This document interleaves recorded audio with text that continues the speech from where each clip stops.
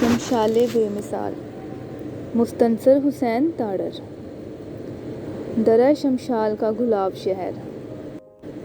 شاندار سورج طلوع ہو رہا ہے۔ شاندار سورج آہستہ آہستہ ابھر رہا ہے۔ میں ایک شاندار دن کا سورج 5 رنگوں میں۔ خدا کرے کچھ نہ بدلے، خدا کرے قسمت ساتھ دے، خدا کرے کچھ نہ بدلے، خدا کرے آج ہر طرف شگوفے کھلیں۔ میں دنیا کی تنہا ترین جگہ سے خوشی لینے جا رہا ہوں۔ میں وادیِ شمشال جا رہا ہوں۔ میں بھی جانا جھوک رانجھن دی، نال میرے کوئی چلے۔ میرے لیے رانجھن کی جھوک، محبوب کی بستی، کوئی تخت ہزارہ، کوئی دنا آباد، کوئی چناب کنارہ، یا شہر بنبھور کیوں نہیں ہوتا؟ ہمیشہ کہیں بلند پہاڑوں میں یہ جھوک کیوں ہوتی ہے؟ کبھی وادیِ روپل میں، کبھی کنکوڈیا میں، اور کبھی جھیل کرومبر یا سنو لیک کے کناروں پر ہی یہ محبوب کیوں بسیرا کرتا ہے؟ یہ جوگی پہاڑوں سے کیوں نہیں اترتا؟ یقیناً میرے چرہے کی گوکھ میں وہ کوک نہیں، ہمیشہ مجھے ہی اس کے پاس جانا پڑتا ہے۔ میرے محبوب نے میرے شمال میں کہاں کہاں بسیرے کر رکھے ہیں۔ یہ کچھ خیال نہیں کرتا، کچھ قیاس نہیں کرتا کہ میں عمر میں ڈھلتا جا رہا ہوں، مجھ میں اب سکت کم ہوتی جا رہی ہے۔ تو مجھے اتنی آزمائشوں میں نہ ڈالے۔ اب تو لوگ ٹھٹھا کرتے ہیں، مزاح کرتے ہیں کہ اس سٹھیائے ہوئے شخص کو دیکھو، ابھی تک عشق میں ہے، بلندیوں کی ہوس میں ہے۔ وہ مجھ پر پتھر نہیں اٹھاتے کہ وہ جانتے ہیں کہ میں خود پتھروں اور سنگریزوں کی دنیا میں جا رہا ہوں، جہاں سنساری کے حدشے موجود ہے کہ وادیِ شمشال کے راستے میں وہ مسافت بھی ہے جس پر ازل سے پتھر برستے ہیں، جو بلند چٹانوں میں سے دھول اڑاتے پتھر اور کنکر اترتے رہتے ہیں اور مسافروں کو سنگسار کرتے رہتے ہیں۔ کہتے ہیں کہ ان چٹانوں کے اوپر شیطان رہتا ہے جو ان پتھروں کو گراتا ہے۔ یہ کام شیطان کا ہی ہوگا، ورنہ پہاڑوں کے اوپر کتنے پتھر ہو سکتے ہیں جو ازل سے آج تک گرتے ہی رہیں اور پھر بھی ان کا ذخیرہ ختم نہ ہو۔ وہ ان چٹانوں پر گھات میں بیٹھا رہتا ہے اور شمشال کے مسافروں پر پتھر لڑکاتا رہتا ہے۔ لوگ یہ جانتے ہیں، اور اسی لیے جب میں شمال کے محبوب کی خواہش میں گھر سے نکلتا ہوں تو وہ مجھ پر پتھر نہیں اٹھاتے۔ کیسا سنگ دل محبوب ہے کہ میری عمر کا لحاظ نہیں کرتا، اشوا و ادا میں کمی نہیں کرتا، مسلسل چھب کھلاتا رہتا ہے۔ اسحاق کریم کی جیپ دریائے ہنجراب کے پل کے پار ہو کر درہ شمشال کے اندر جا چکی تھی، اور شمشال نالے کے کنارے چٹانوں سے چمٹی روڈ پر بلند ہو رہی تھی، اور وہاں شاہراہ ریشم کے کنارے گلیمت اور پسو کی بستیوں میں، ایک انہونی خوبصورتیوں والی بستیوں میں آفتاب ابھر چکا تھا، لیکن یہاں ابھی اس کے آثار نمایاں ہو رہے تھے، اور وہ بھی درے کی بلند ترین چٹانوں کی چوٹیوں پر جن کی رنگت بدل رہی تھی، اور بہت نیچے جہاں ہم حرکت میں تھے ابھی سرمئی سی سویر تھی اور چٹانیں نیم تاریکی سے نمایاں ہونے کے مراحل میں تھیں۔ پھر سورج کی پہلی کرنوں کے آثار درے کی ہیبت ناک کشش والی کڑیل چٹانوں سے دھیرے دھیرے نیچے آنے لگے۔ بڑے بڑے پتھر بولڈ راس زرد روشنی کو جذب کرتے چلے گئے، اور ان کا رنگ جو پلاہٹ لیے ہوا تھا گلابی ہونے لگا۔ یہ گلابی رنگ نہایت آہستگی سے پیلے چٹانوں کے انبار سے سرایت کرتا ہوا نیچے آنے لگا، یہاں تک کہ وہ دریائے شمشال کے دوسرے کنارے تک اتر گیا۔ اب صرف ہماری جیپ اور ہم سائے میں تھے، اور آس پاس جہاں تک درے کی فصلیں تھیں اور جہاں تک نظر جاتی تھی، کرنوں کی چٹانوں میں جذب ہو کر انہیں گلابی رنگت سے بھر دیا، جیسے یہ رنگ سورج کی پہلی کرنوں کی عطا نہ تھا بلکہ ان کے اندر موجود تھا۔ اور اب آہستہ آہستہ ظاہر ہو رہا تھا۔ اس منظر میں ایک ایسا روحانی سکون تھا جیسے یہ کائنات کی تخلیق کا پہلا دن ہو اور ابھی صرف بصارت اور حیرت عطا ہوئی ہو کہ یہاں گویائی کی ضرورت نہیں تھی۔ درہ شمشال کا چٹانی گلاب کھل گیا تھا۔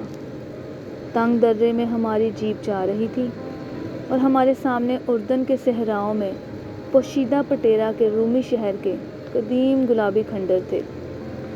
درہ شمشال کی ہر چٹان ایک اجڑا ہوا رومی محل تھی یا کسی دیوی کا ویران معبد تھی۔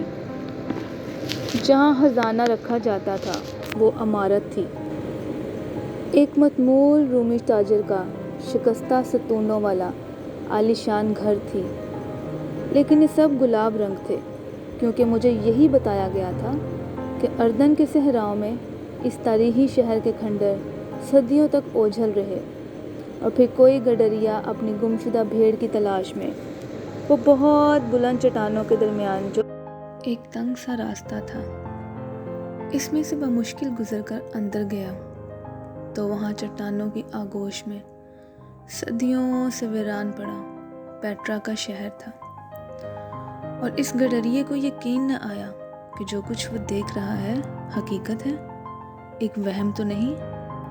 اور جب اس نے باہر کی دنیا کو خبر کی تو انہیں بھی یقین نہ آیا کہ ایک اتنے بڑے شہر کے کھنڈر صدیوں تک انسانی نظر سے کیسے اوجھل رہ سکتے ہیں، اور اب وہی دنیا لاکھ جتن کر کے اس کے کھنڈروں تک صرف اس لیے پہنچتی ہے کہ اسے طلوع آفتاب کے لمحوں میں دیکھیں، اور جنہوں نے یہ منظر دیکھا ہے وہ کہتے ہیں کہ سورج کی پہلی کرنیں جب اس بے آباد شہر پر اترتی ہیں تو اس کے ہر پتھر کو، ہر شکستہ ستون کو، ہر عمارت اور ہر نقش کو اور پیٹرا کی پوری درہ نما وادی کو گلابی کر دیتی ہیں۔ اسی لیے اسے rose red city of Petra کہا جاتا ہے۔ پیٹرا کے گلابی شہر کے سویر میں اب ہر کوئی پہنچ سکتا تھا، لیکن یہاں درہ شمشال میں ابھی تک ایک اور پیٹرا پوشیدہ تھا جس کی کسی کو خبر نہ تھی۔ میں اور میرے ساتھی وہ گڈریے تھے جو کوہ نوردی کی گمشدہ بھیڑ کی تلاش میں اتفاقاً ادھر آ نکلے تھے، اور ہمیں بھی یقین نہیں آ رہا تھا، کسی کو بھی خبر نہ تھی، صرف ہمیں تھی۔ دنیا کی تنہا ترین جگہ سے خوشی تلاش کرنے کے لیے جانے والوں کو تھی اور کسی کو نہ تھی، اور ہم نے باہر کی دنیا کو خبر کرنی بھی نہیں تھی کہ انہوں نے یقین نہیں کرنا تھا، اس لیے کہ اس سویر میں درہ شمشال پیٹرا کے کھنڈروں سے کہیں بڑھ کر پرطلسم اور ناقابل یقین تھا۔ اس کی پرہیبت اور بڑی شان والی بلند چٹانیں گلابی ہو رہی تھیں، جیسے خالص پاسے کے سونے نے منجمد اہرام بلند ہو رہے ہوں۔ سونے کے یہ اہرام، یہ گلابی عبادت گاہیں، حجم اور مسافت میں اتنے عظیم تھے کہ ہمیں ہماری جیپ کو حقیر اور بے وقت کرتے تھے، اور یہ ان کی فراخ دلی تھی کہ وہ ہمیں اپنی پوشیدہ سلطنت میں سے گزر جانے دے رہے تھے۔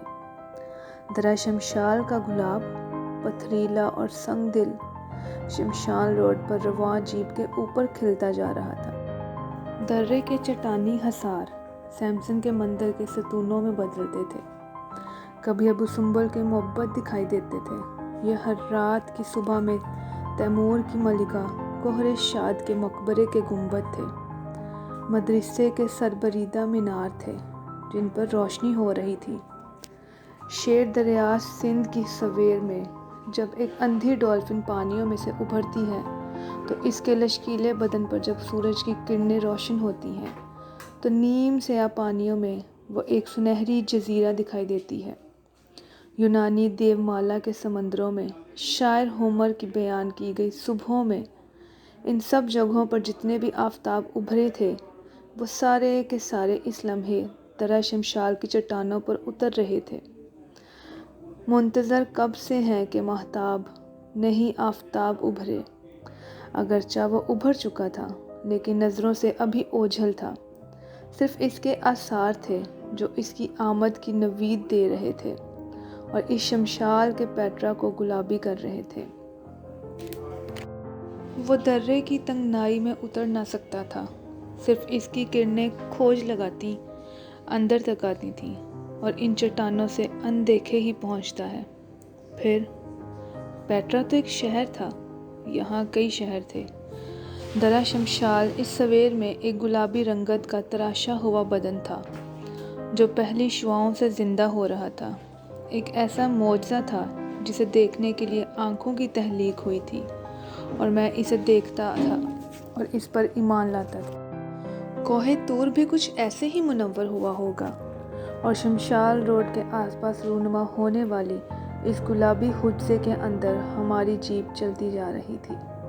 کبھی اس کے انجن کی آواز چٹانوں سے سر ٹکراتی، گونجتی درے کے در و بام پر دستکیں دیتی، دہائی دینے لگتی، اور کبھی یوں محسوس ہوتا کہ جیپ اس منظر کی ہیبت اور دل ربائی کے آگے سر جھکائے اپنا سانس روکے ایک بیر بہوٹی کی طرح خاموشی سے رینگتی چلی جاتی ہے کہ جیپ کا رنگ بھی سرخ تھا۔